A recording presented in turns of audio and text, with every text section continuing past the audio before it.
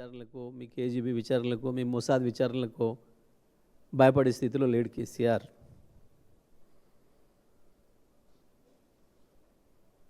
ఈ విచారణలు ఏమీ చేయలేవు మమ్మల్ని.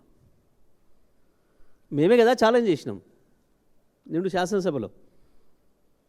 మీలాగా అక్కడిక్కడ చెత్తవాగుడు వాగలే. స్కూల్ పిల్లల దగ్గర పోయిన కేసీఆర్ మీద బూతులు, మహిళల మీటింగ్ పోయిన కేసీఆర్ మీద బూతులు, ఏమన్నా ఆధ్యాత్మిక సమావేశానికి పోయిన కేసీఆర్ గారి పైన బూతులు నువ్వు మాట్లాడినట్టు మేము మాట్లాడలే. నిండు శాసనసభలో నేను మాట్లాడినాం, అక్కడే అడిగినాం. మీకు మొక్కాలు ఉంటే, మీకు దమ్ము ఉంటే, మీకు ధైర్యం ఉంటే శాసనసభలో పెట్టాల్సి ఉంటుంది. ఒకవేళ ఇచ్చింది నివేదిక నిజమే, సుప్రీంకోర్టు రిటైర్డ్ జడ్జి గారి కనుక ఇచ్చి ఉంటే నిజమే, ఎవడి మీద చేయాలి వాస్తవాన్ని విచారణ? ప్రజలు సిద్ధంగా ఉన్నారు. మీ ముఖాలకు కేసీఆర్ ఇచ్చిన కరెంటు ఇవ్వలేకపోతున్నారు. చక్కగా కరెంట్ ఇవ్వలేకనే వేలాది మంది రైతులని పుట్టన పెట్టుకున్నారు. కరెంట్ ఇవ్వలేకనే లక్షలాది మంది కార్మికులను పుట్టన పెట్టుకున్నారు, ఫ్యాక్టరీలు బంద్ అయ్యి.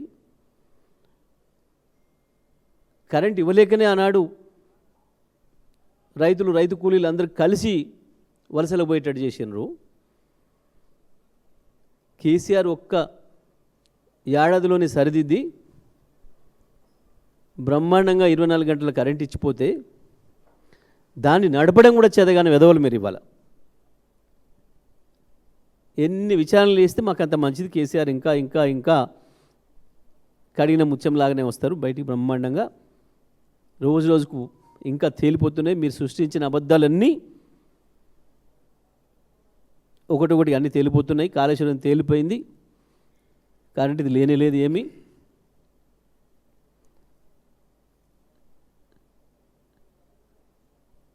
కానీ ఒకటి మీ రండతనాన్ని, మీ చేతగంధాన్ని బయటపెట్టుకున్నారు.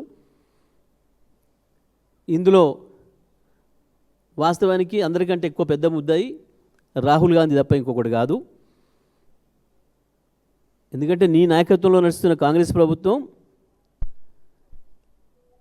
నువ్వు ఏదైతే సిబిఐని జేబు సంస్థ అని మాట్లాడుతున్నావో, మోడీకి అదే సిబిఐకి అప్పచెప్పడం, సిబిఐ మీద నమ్మకం ఉందని చెప్పడం, అది నీ నాయకత్వానికి సవాల్ తప్ప నీ ప్రభుత్వం ఇక్కడ రండతనమే చేస్తుంది. నువ్వు కూడా రండలాగానే ప్రవర్తిస్తున్నావు తప్ప